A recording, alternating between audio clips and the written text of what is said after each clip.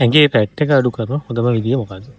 Part එක අඩු කරන එක විදිහ තියෙනවා. දැන් ජිම් යන්න පුළුවන් සාමාන්‍යයෙන් සරලවම කෙනෙක් මහත් වේගෙන යනවා පැට් එක වැඩි කියලා හිතනවා. කෙනෙක් කියන්නේ කොලෙස්ටරෝල් වැඩි වෙනවා කියනවා. සාමාන්‍යයෙන් කිය ජිම් කියන්නේ කියලා ජිම් ගිහලා ඇබ්ස් වල බඩට එක්සර්සයිස් කරන්න කියලා. අපි සදාගෙන කිව්වොත් බඩ අඩු වෙන්න ලොකු හේතුවක් තියෙනවා. දැන් ඔය ට්‍රෙඩ්මිල් එකේ ඇවිද්දාම වේගෙන් දිව්වාම එහෙම ලොකු වැඩ ගොඩක් ජිම් එකේ තියෙනවා. නැත්නම් කෙනෙක් කියයි ප්‍රීන් ටී බොන්න කියන තව කෙනෙක් කියයි ඔය තියෙනවා ඉඟුරු නෙමෙයි ගොරකා පේස් එක වගේ ගන්න කියලා. ඒකට මේකේ ෆැට් එක අයින් වෙනවා. ඔය වගේ එක එක ඒවා කියනවා. එහෙම නැත්නම් ඊට වඩා ලොකු ගණන් වල බෙහෙත් හෝ ඒවා එහෙම නැත්නම් මේ දේ අයින් කරන ඒවා තියෙනවා වගේ එක එක ක්‍රම විදි තියෙනවා ෆැට් එක අයින් කරන්න. හැබැයි ෆැට් එක අයින් කරන්න හොඳම ක්‍රමය තමයි ෆාස්ටඩ් ස්ටේට් එකේ ඉඳලා කියන්නේ කෑම පැය 12ක්වත් කෑම නොකා ඉන්න ස්ටේට් එකේ ඉඳලා කියන්නේ එහෙම තත්ත්වයක ඉඳන් ඇවිදින එක. වඩා හොඳයි ඔක පැය 15 16 හෝ 18ක් වගේ කාලයක්. ඒ කියන්නේ කලින් දවසේ උදේ හවස 6ට විතර කාලා අද උදේ 8ට විතර ඇවිදිනවා නම් එහෙම අද උදේ 10ට විතර ඇවිදිනවා නැත්නම් උදේ 6ට වඩා වගේ ඇවිදින්න පුළුවන් නම් පැය 12ක්වත් ඉඳලා කෑම නොකා පැය 12ක්වත් කෑම නොකා ඉඳලා ඇවිදින්න පුළුවන් නම් ඒක හරිම වටිනවා ෆාස්ටඩ් ස්ටේට් එකේ ඉඳන් ඇවිදින එක. පැය 12ක්වත් කෑම නොකා ඉඳලා ඇවිදින්න ඕනේ කියන්නේ. එතකොට ඇඟේ තියෙන ෆැට් එක ඇඟේ ශක්තිමත් ගොඩක් බඩ වටේ විශේෂයෙන් බඩ වටේ තියෙන ෆැට් එක ඒ ෆැට් එක හරි අමාරු ඒවනේ. ඒ ෆැට් එක තමයි ඇඟේ තියෙන මේද තත්ත්වයෙන් ෆැට් එකේ ප්‍රමාණයෙන් ශක්තිවත්ම එක ලේසියෙන් යවන්න බැරි එක.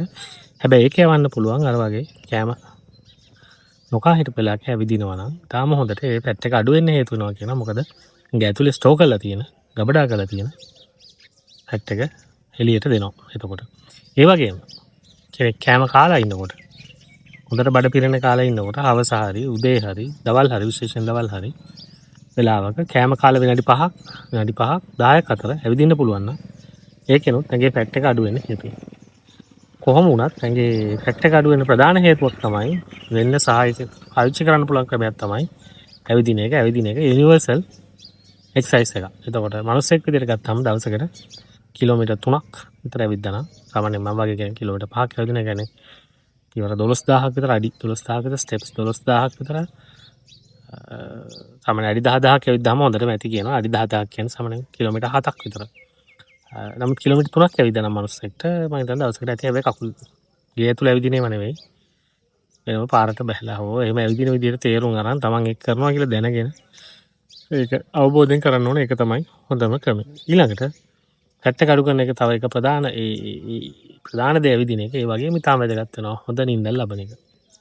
අඩුම පැය 6ක් නැත්නම් පැය 7ක් වඩා හොඳ පැය 8ක නිින්දක් හම්බ වෙනවා නම් ෆැට් එක ඇඟෙන් අඩු වෙන්න විශේෂයෙන් අඩු වෙන්න හේතුනවා. කෑම හොඳට කාලා ඇවිදින ඒවා හොඳට කළා හිටියත් නිින්ද අඩු වුණොත් එහෙම නැත්නම් නිින්ද නිකන් පැය 4 5 හෝ ඊට අඩු වුණොත් ඊට වඩා අඩු නිින්දක් වුණොත් අඩු තත්ත්වයක නිින්ද ගියොත් ලොකු chance එකක් තියෙනවා ෆැට් එක ඇඟේ වැඩිම වැඩි. එතකොට ඊළඟට නැගිටලා ඉන්න දවසෙත් කොච්චර try කරත් සමහරට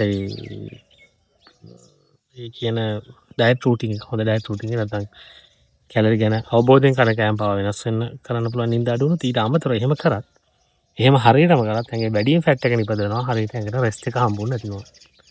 ඒ හින්දා හරියට ඇවිදින්න ඕන. ඒ වගේම නිින්ද ඊටාම වැදගත්. රෙස්ට් එක හරිම වැදගත්. ඒ රෙස්ට් එක කියලා කියනකොටත් ඒ රෙස්ට් එකේ අතුරට ගියාම ඒ රෙස්ට් එක මේ රෑ එකට නිදාගෙන උදේ 8ට නැගිටින එක නෙවෙයි. පැය 7 කියන්නේ. අවම රෑ 9:00 10ටවත් නිදාගෙන උදේ 5 විතර ගන්න. ඒකම රෑ 10ට නිදාගෙන උදේ 5:00 ගන්න නිදාගත්තා කියලා උදේ 6ට නිදාගත්තා. ඒ නිින්ද තමයි ඊටාම වැදගත් වෙන්නේ. වෙන නිින්දවල් නෙවෙයි. ඒ නිින්දෙන් තමයි ඇඟේ හරියට ෆැට් එක අඩු වෙන්නේ. ඇඟ හරියට රීජනරේෂන් වෙලා මේවා හම්බෙන්නේ. දැන් ඒ නිින්ද තමයි කරන්න ඕනේ. නැතුව මේ වෙන හිතන වෙලාවල් නිදාගෙන හරියන්නේ නැහැ. පැය 12 නිදාගෙන උදේ 6ට නැගිටිනවා කියන එක එච්චර සාර්ථක නැහැ.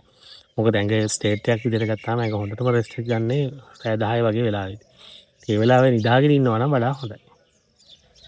නිදාගෙනකමක් තියෙනවා. ඒ වෙයි නිද හොඳට ලැබෙන විදිහ තියෙනවා. ඒවා තියෙනවා. ඒක සෙවෙතත් පැය 7කවත් පැය 6ක 7කවත් අඩුම නිින්දා ඊටාම වැදගත් ෆැට් එක ඇඟේ අඩු කරන්න. ඊට අමතරව ඇවිදින එක තමයි ප්‍රධාන දේ. ඒවා තමයි මූලිකව ෆැට් එක අඩු කරන්න හේතු වෙන්නේ. ඒවා හරියටම කරොත් වැඩි මහන්සියකින් තොරව ඒකේ මහන්සියක් තියෙනවා කැපවීමක් තියෙනවා. නමුත් ජිම් ගිහිල්ලා ඇබ්ස් වලට කරන මාරු වෙන එක්සර්සයිස් එහෙම නැත්නම් කෑම පාලනය විශේෂයෙන් කරන කෑම පාලනය ඊටත් අමතරව බෙහෙත් වගේ වර්ගෙන කරන්න හදන එක එහෙම නැත්නම් ඊටත් එහා ගිහලා සර්ජරි කරලා ෆැට් එක අයින් කරනවා වගේ ටිකක් තද නැත්නම් ටිකක් කරදරකාර මම විශ්වාස කරන විදිහට කරදරකාරයවට වඩා අර විදිහට කරලා කෑම පැය 12ක්වත් කෑම නොකා ඉඳලා ඇවිදිනවා නම් හොඳ නිින්දක් ගන්නවා නම් ෆැට් එක අඩු කරගන්න ලොකු chance එකක් තියෙනවා කියලා. ඒකේ හොඳ chance එකක් තියෙනවා කියලා මම විශ්වාස කරනවා.